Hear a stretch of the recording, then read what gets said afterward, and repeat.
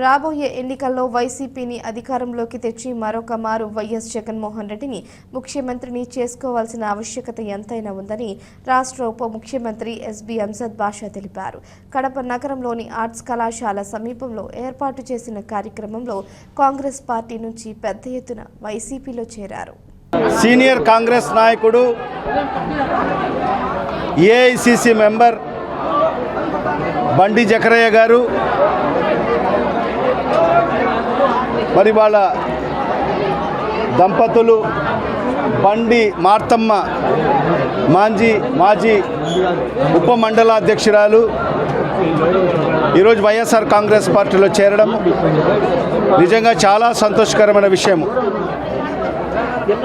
మరి ఈరోజు వైఎస్ఆర్ కాంగ్రెస్ పార్టీలో జకరయ్య గారి దంపతులకు సాదరంగా ఆహ్వానం పలుకుతూ మరి రాబో రోజుల్లో జకరయ్య గారి సేవల్ని వైఎస్ఆర్ కాంగ్రెస్ పార్టీ పూర్తి స్థాయిలో ఈ ఎన్నికలో వినియోగించుకుంటామని చెప్పి కూడా ఈ సందర్భంగా తెలియజేసుకుంటూ మరి ఈరోజు ఆయనకు కూడా మరి వైఎస్ఆర్ కాంగ్రెస్ పార్టీ రాష్ట్ర ప్రధాన కార్యదర్శిగా కూడా నియమించేదానికోసం జిల్లా అధ్యక్షులు గారు మరి నేను కూడా మరి కేంద్ర కార్యాలయానికి కూడా రికమెండ్ చేస్తూ కూడా లెటర్ కూడా ఇవ్వడం జరిగింది. మరి ఇవాళ ఒకటే ఆలోచన చేయాల్సిన అవసరం ఉంది. మరి జరగబోయే 2024 సార్వత్రిక ఎన్నికల్లో మరి ఖచ్చితంగా జగన్మోహన్ రెడ్డి గారిని ముఖ్యమంత్రి చేసుకోవాల్సిన ఆవశ్యకత ఎంతైనా ఉంది. మరి అవన్నీ కూడా దృష్టిలో పెట్టుకొని జగన్మోహన్ రెడ్డి గారు చేస్తున్న సంక్షేమ కార్యక్రమాలు అయితేమి, అభివృద్ధి కార్యక్రమాలు అయితేమి ప్రతి ఒక్కరికి అందాయి, ప్రతి పేదవానికి అందాయి. మరి రాబో రోజుల్లో కూడా పేదవాళ్ళందరూ కూడా సుఖ సంతోషాలతో ఉండాలి అంటే జగన్మోహన్ రెడ్డి గారే ముఖ్యమంత్రి కావాలి.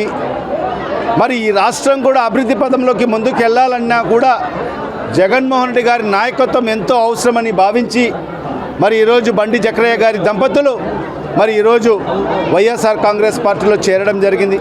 ఈరోజు కాంగ్రెస్ పార్టీలో ఎన్నో నాకు పదవులు ఇచ్చారు.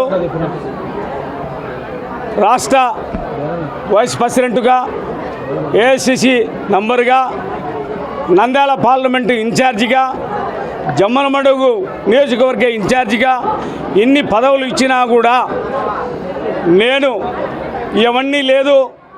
శరమలమ్మ గారు వచ్చిన తర్వాత దళితులు అనే వాళ్లకు న్యాయం జరగదు, పూర్తి జరగదని ఒక ఆలోచన కలిగి ఇక్కడ మోహన్ రెడ్డి గారు ఈరోజు దళితులందరినీ అంచుకు చేర్చుకొని వాళ్ళకు కావాల్సిన సంక్షిప్తం కలిగించి పదవులు ఇచ్చినాడు. కాబట్టి ఆయన చేసే అభివృద్ధిని బట్టి ఇవన్నీ కూడా వదులుకొని ఇవన్నీ రాజీనామా చేసి ఆ ఏసీసీకి పీసీసీకి పంపించి ఈ రోజున వైఎస్ఆర్ కాంగ్రెస్ పార్టీలో 500 కుటుంబాలతో చేరడం జరిగింది.